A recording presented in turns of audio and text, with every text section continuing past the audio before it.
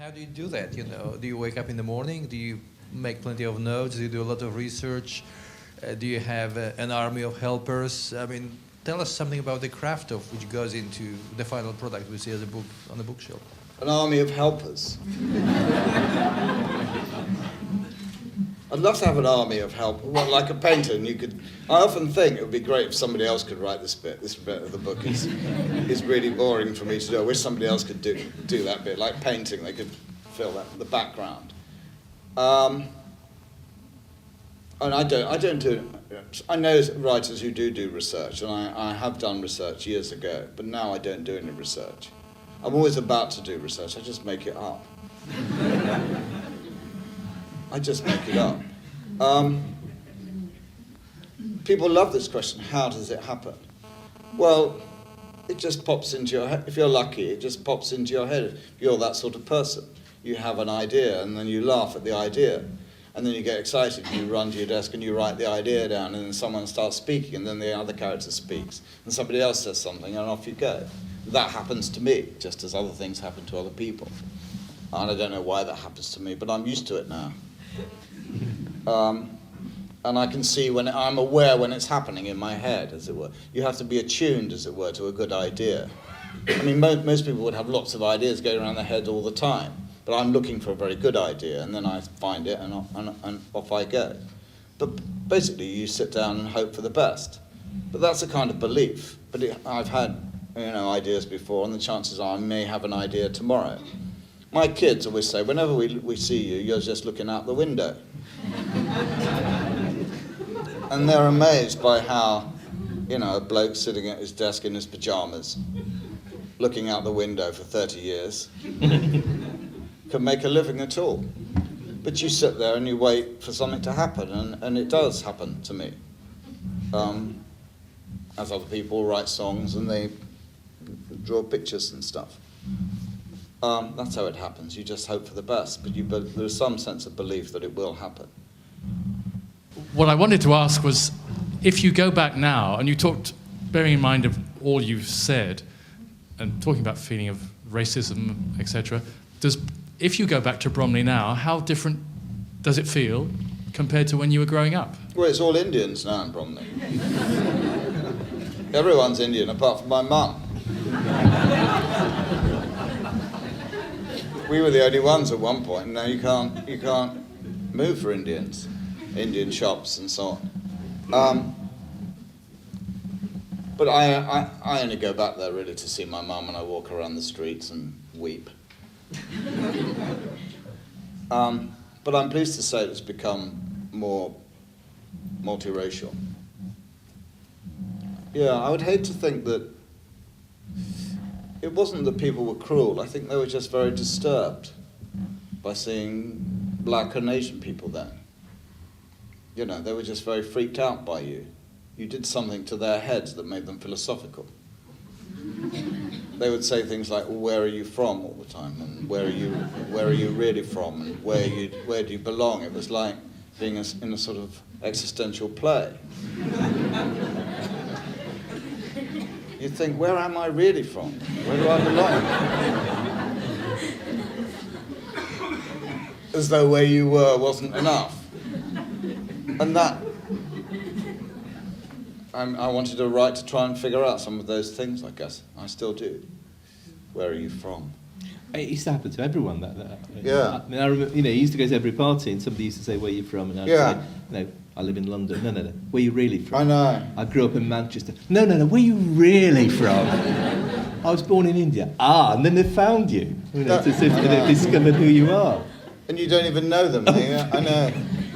And and even if you've never set foot in India since you were 2 or 3, you are still. That's right. It's burnt into your soul. Yeah. Yes. You were talking about how you were expressing your sense of identity when you started out writing. 2 or 3 decades later, now that you're a professional writer, as you say, paying the school fees, is that still how you express your sense of identity? How has that changed? Well, I don't need an identity now. It's when you don't need an identity that you're free. It's when you never think about it. When you don't give a damn, when you don't really care, that you're completely free from all that. It doesn't bother you at all. you think, well, I just am who I am, and it's not a problem for me anymore. Because in a sense, I probably have a strong sense of identity now. So I don't have to worry about it. I wouldn't care about it. Who am I for other people? I don't really care now. I mean, I would have a conversation with somebody else and then we'd find out what was going on between the two of us. But knowing who I am doesn't seem important. It doesn't seem to me important to know who you are at all, as it were. It would only be important if other people were attacking you, then it would really worry you. But it's not important. No. So it's interesting, Hanif, that when we were growing up, in the 70s, 80s, what we were fighting for, you, me, our generation, was the right to be treated as British. Because what everybody thought of was, you're not British. Today, what everybody wants is not to be British. We are different. We are Pakistani, or we are Indian, or we are Kenyan, or whatever. And there's it's interesting the shift that's taken place in the way people see identity. The more that, in a sense, Britain's become welcomed, or Britain's become more open, the more people want that sense of an otherness, a sense of that identity in a narrow way that we used to fight. Yes. I mean, it was not only that people thought you were Indian or Pakistani, it's that they thought you were inferior because you were Indian and Pakistani. I remember that very well. And I remember that really bothered my dad, who certainly didn't consider himself to be inferior. But he was very shocked by the fact that people thought he was inferior. They just did. Inferior in what sense? I can't really say, but they just looked down on him in some kind of odd way because he was Indian. They thought he wasn't as clever, he didn't know as much, he wasn't worth as much. And that is a very, very odd position to find yourself in. I'm sure it's something that goes on. It's not something that's happened to me for a long time, but I do remember it happening to me too, and that sense of being reduced and humiliated was terrifying. Thanks very much. Professor Ken Morgan from the University of Western Australia. It's interesting sitting here listening to you comment about these issues and your trials and tribulations from where you've grown up from.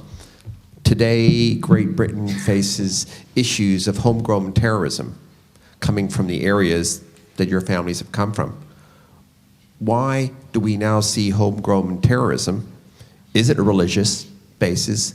What needs to be done here in the United Kingdom in order to prevent this from fermenting, and to that we will see even further greater terrorism happening in the country? That's a very good question. I think that's definitely one for Kenan too, actually, who has studied this matter. Thanks, Hanif.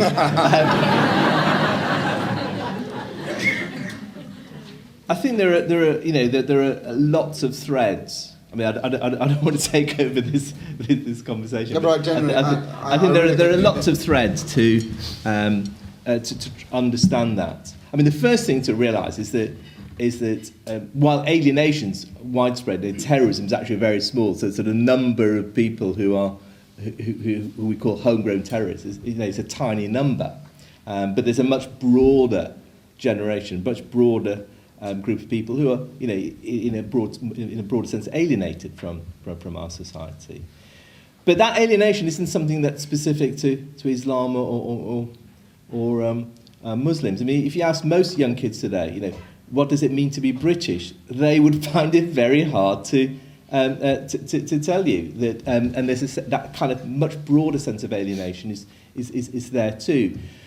But I think primarily it seems to me that what's happened is that from the 80s, because the interesting thing about Islamic fundamentalism in Britain is that in the 80s you never had it. In the 70s and 80s you never had it. It was only towards the end of the 80s that it became a major issue. Groups like Hizb ut-Tahrir, for instance, began organising towards the end of the 80s.